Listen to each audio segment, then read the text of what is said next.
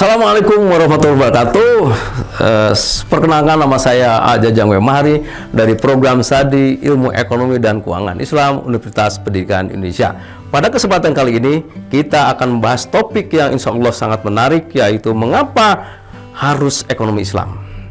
Kita semua tahu bahwa dunia saat ini dihadapkan pada banyak masalah ekonomi seperti kemiskinan, ketimpangan sosial, krisis ekonomi dan keuangan, ketidakadilan distribusi kekayaan, dan kerusakan lingkungan. Hal tersebut disebabkan oleh penerapan sistem ekonomi yang sudah ratusan tahun kita anut, yaitu sistem ekonomi konvensional yang sering kali mengedepankan pertumbuhan ekonomi tanpa memperhatikan dampak sosial dan lingkungan, yang akhirnya justru menyebabkan banyak masalah bagi umat manusia. Jadi kenapa harus ekonomi Islam?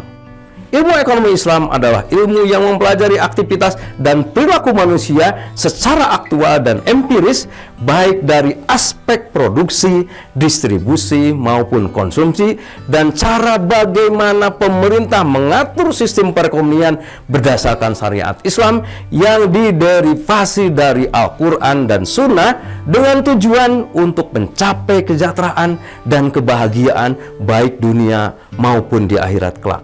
Ekonomi Islam hadir sebagai solusi yang berfokus pada keadilan, keseimbangan, dan keberlanjutan. Dalam ekonomi Islam, setiap aspek kehidupan, termasuk ekonomi, harus dilakukan berdasarkan prinsip syariah, yaitu hukum Islam yang mengatur seluruh kehidupan manusia. Seperti kita ketahui, sistem ekonomi konvensional cenderung berorientasi pada keuntungan semata.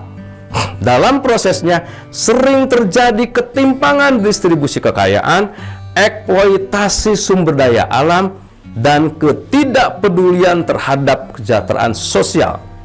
Hal ini menyebabkan semakin sulitnya mengentaskan kemiskinan dan semakin meningkatnya kesenjangan ekonomi antara si kaya dan si miskin. Ilmu ekonomi Islam adalah salah satu cabang ilmu pengetahuan yang berupaya memandang, menganalisis, dan akhirnya menyelesaikan permasalahan-permasalahan ekonomi dengan cara yang islami. Oleh karenanya, ilmu ekonomi Islam bukan hanya memenuhi kebutuhan material saja, tetapi juga moral dan spiritual secara seimbang yang bersandar pada sistem bagi hasil, melarang riba, melarang penipuan, melarang spekulasi, dan bersifat social interest. Ekonomi Islam mendorong keadilan dan kesejahteraan bersama. Salah satu prinsip dasar dalam ekonomi Islam adalah larangan riba atau bunga yang merugikan salah satu pihak. Sistem ekonomi Islam mendorong praktek bagi hasil seperti mudharabah dan musyarakah yang adil bagi semua pihak. Selain itu, ekonomi Islam mengedepankan konsep zakat, infak, sedekah, dan wakaf sebagai instrumen untuk mendistribusikan kekayaan secara adil. Secara paradigmatik, ini sangat berbeda dengan ilmu ekonomi konvensional yang justru berdasarkan riba, membolehkan goror dan maisir, serta berfokus pada maksimisasi kekayaan material dan persaingan bebas berdasarkan self-interest. Dalam ekonomi Islam terdapat keseimbangan antara kepentingan individu dan masyarakat. Tujuannya bukan hanya mencapai kesejahteraan individu, tetapi juga kesejahteraan kolektif.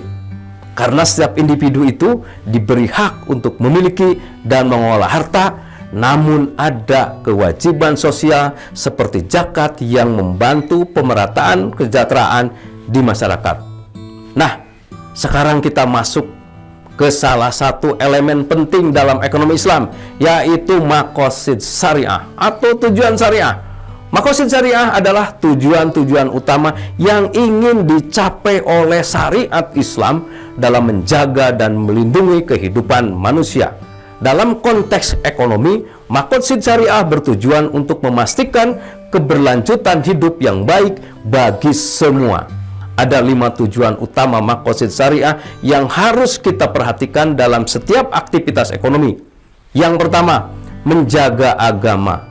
Ekonomi Islam memastikan bahwa setiap transaksi ekonomi tidak melanggar aturan agama seperti larangan riba dan gharar.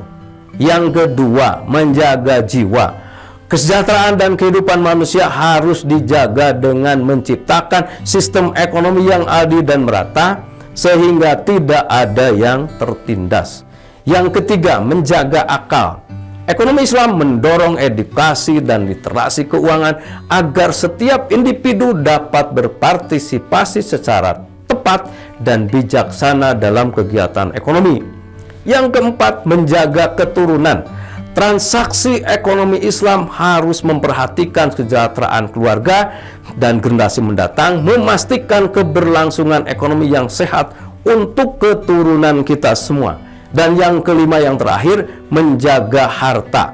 Dalam ekonomi Islam, harta harus dikelola secara amanah dan didistribusikan secara adil melalui zakat, infak, wakaf, agar kekayaan tidak hanya beredar di kalangan tertentu saja.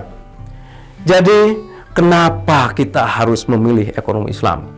Karena ekonomi Islam tidak hanya mendorong kesejahteraan ekonomi, tetapi juga keseimbangan sosial, keadilan, dan keberlanjutan sesuai dengan maqasid syariah.